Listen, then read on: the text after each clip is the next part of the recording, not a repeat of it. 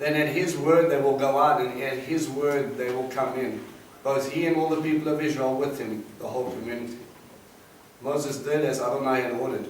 He took Yehoshua and put him before Eleazar the Kohen, and the whole community laid his hands on him and commissioned him as Adonai said through Moshe. So, as Joshua, what are we learning?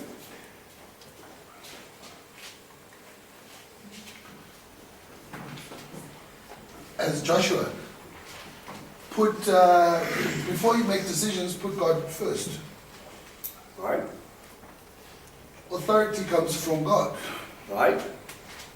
Did he see someone who feared taking the next step, going on? No. What was his concern before he left? Moshe, who is going to be the person to take over from me? And where else do we see this? God's already been, he's kind of taught us a little bit before. Before this story. When Yeshua said when he lays Before. Aaron. When Aaron dies, he takes up his son. Where's Moshe? Right? Joshua wasn't far behind, nor did he heard the story often. And he gets to see something. Aaron gets to see something. Moses gets to see it. And God says, take off the high priestly garments and put it on your son.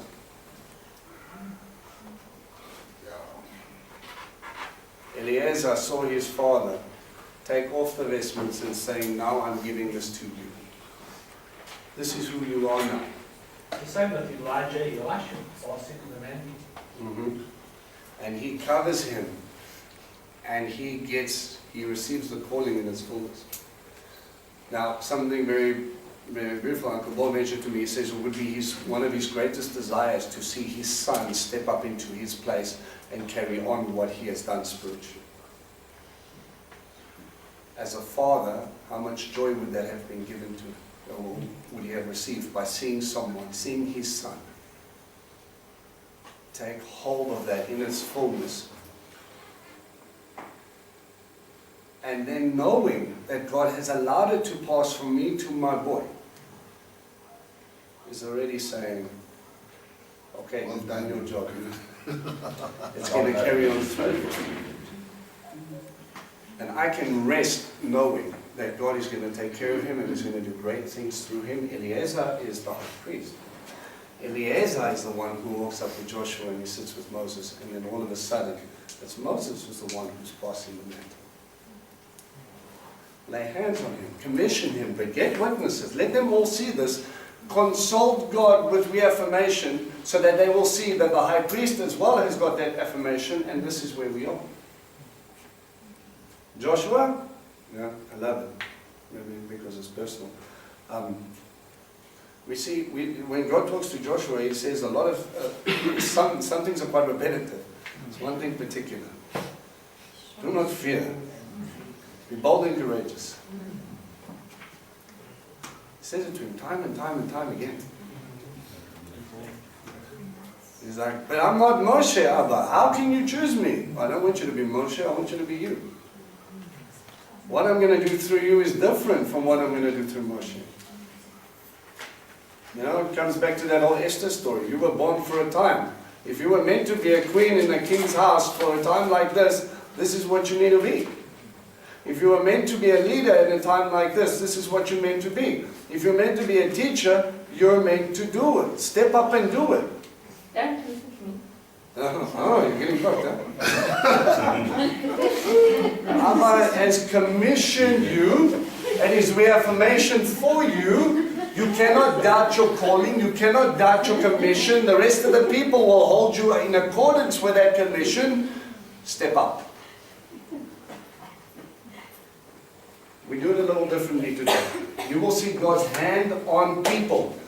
It has been my privilege as well, standing here, doing things by myself for quite a while. When I say by myself, me and Abba, and I'm holding on going, I have no idea what we're doing, you need to do something, please sort this out. And then as he's kind of grown the community and expanded this family, all of a sudden people have been popping up, and I've seen growth, ridiculous growth. And I go, yeah, Next generation. I keep on walking, and now I've actually got people behind me. And then it's that next level, and it's that next level, and it's that next level. And it's preparation for what's coming. But they have to step up. My job is to hold them to that account. My job is to help them. What God has given me, I share with them, and we grow and we move forward.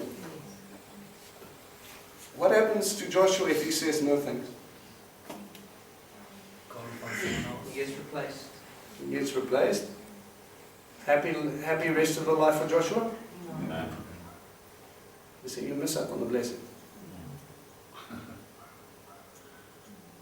Something that really irritates me and breaks my heart every time I choose the wrong thing. You miss the blessing. You miss the opportunity. God doesn't ask you to do it because He wants to hurt you. He doesn't ask you to do it because He wants to just laugh at you or see how uncomfortable you feel. He does it because it's going to help you grow and it's going to be the best thing for you. If it is not the best thing for you, how is it going to glorify Him? And if it's not glorifying Him, what's the point? But He's looking for a partner. He's looking for someone to walk with Him. My biggest frustration is that when I choose, or when I chose not to do it, I realized later that I missed an opportunity. And I hurt my dad. When it happens, realize it is you putting your finger in your father's eye and you say, no thanks. You got it wrong. It's not me. Leave me alone. I don't want your commission. I don't want your stories. I don't want your calling. I'm busy doing my own thing now.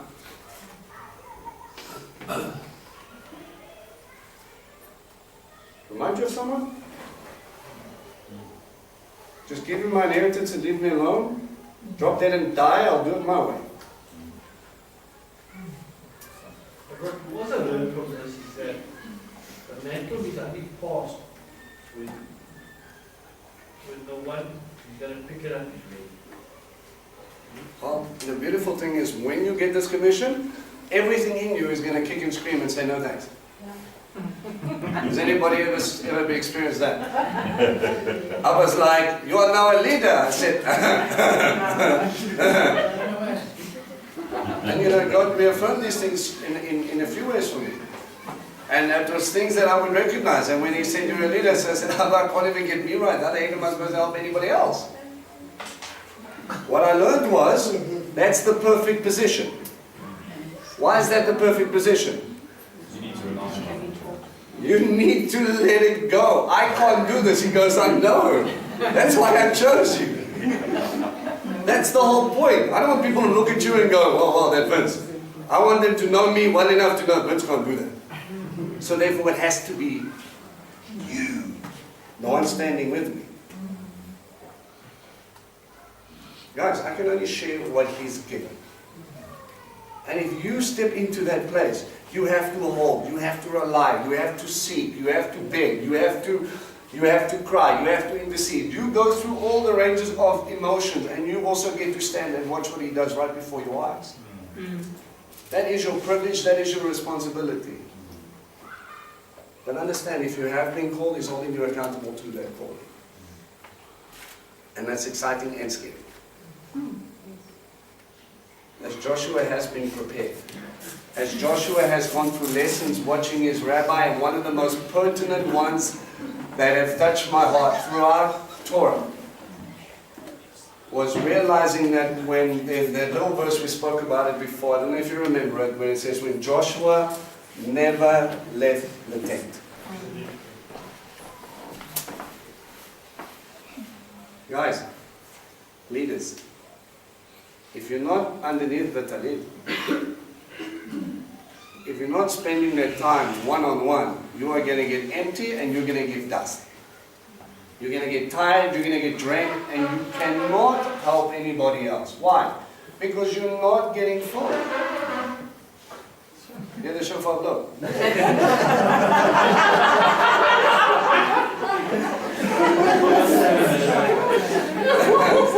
That was just too easy. All right. I heard that. Back again. William, what's that out there? That was too easy. Yeah, I'm smiling because. Listen, guys. As any leader will ever tell you, if you're not relying on God, you're only going to give self. If you give self, you're going to give debt.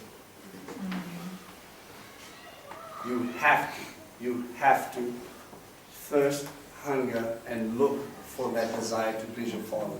And that comes with an intimacy. You need that intimate time with Him. There is time to pray as family, there's time to pray as community, but as a person, you need that quiet one-on-one. And then step in, grab hold of what you've been running from, take the stand for what you believe, and push forward. The next book after Torah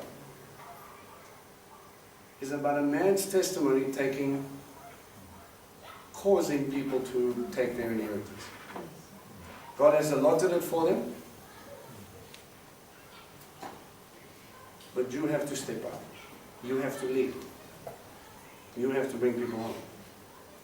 Amen? Amen. Right. Yes, sir?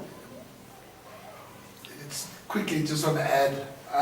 So we were in Gilgal and we were, thinking about this exact point where, Joshua's taking people over circumcision. They're now ready. They're going to start taking over land.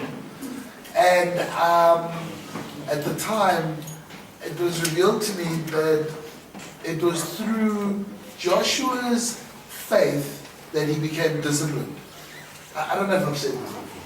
Maybe you've heard this. Okay. Through Joshua's faith, he was disciplined. He knew where his eyes should stay fixated on. And through his faith came blessing. That blessing came with an authority. That authority opened him up to the supernatural. So just to put it into steps, so once he had the faith that he had received, he was then ordained and he received the discipline that came with that ordination through Moshe. He came with an authority that allowed him to speak directly with God, an authority to command the nation of Israel into this next step and phase we're going through. With that authority came the blessings of God. I mean, it was this, we're going to a man who, through his faith was able to stop the day from moving. That is the supernatural blessings that we kind of sometimes overlook. So the moral of my story is, as you said, step up in faith, step up with a discipline, because what is ahead of you is going to blow your mind. And everybody else is I'm sorry, that was me talking to the mirror. Get to bed.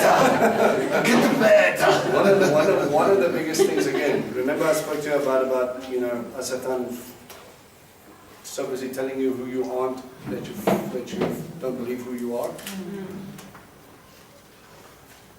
Look at the lessons that he had to go through to get to the point where he couldn't deny it anymore.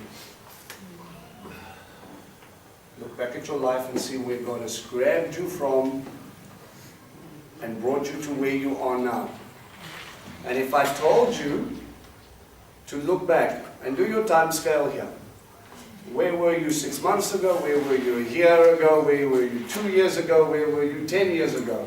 And if I told you 10 years ago you would be here doing what you're doing now, how many of you would be like, oh yeah, I saw that completely? Not so much. Yeah, exactly. And then I was on the move. And then take stock. What has he had to do in me to change me, to get me to the place where I can do what I'm doing? Then, if anybody says, sorry, you haven't, or you're not that person. I've got too many things where God told me I was. I am that person. So it doesn't matter what you or Hasatan says about me, I'm stepping up into that. You might not fully understand it, you might not fully be able to walk in it in the beginning, but the longer you do it, the easier it is to let God flow through you. Yes. Amen? Amen. All right, pray time is every time. I'll tell you a story about this.